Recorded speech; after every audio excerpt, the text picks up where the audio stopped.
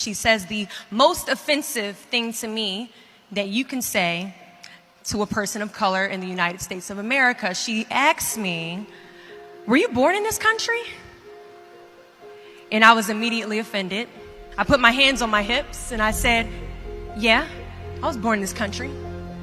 She then goes on to ask me, "How old are you?" I said, 19 years old. She says, "Are you married?" I said, "No, ma'am." She says, "Do you have any kids?" I said, "No, ma'am." "May I help you find something?"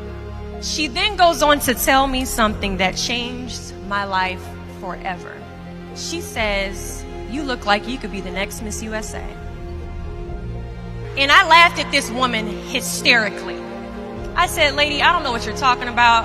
I'm going into my sophomore year at Virginia State. I'm about to commission in 3 years, go on active duty, be a military officer."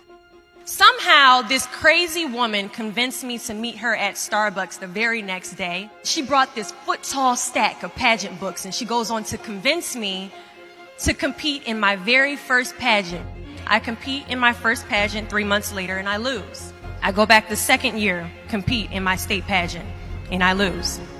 I go back the third year, compete in my state pageant, and I lose. Go back the fourth year, compete in my state pageant and lose. Go back the fifth year, compete in my state pageant and lose. But guess what happens the sixth year? I lose. I called her on the phone 6 years after our Target conversation, and I said, "You told me I could be the next Miss USA." And she says, "Deshauna, keep trying, keep trying, keep trying."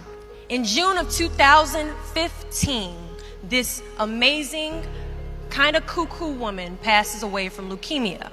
In December 2015, I win Miss District of Columbia, USA. In June 2016, I'm crowned the first soldier to win Miss USA. And last January in Manila, Philippines, I walked the Miss Universe stage and placed top 9 amongst 86 countries.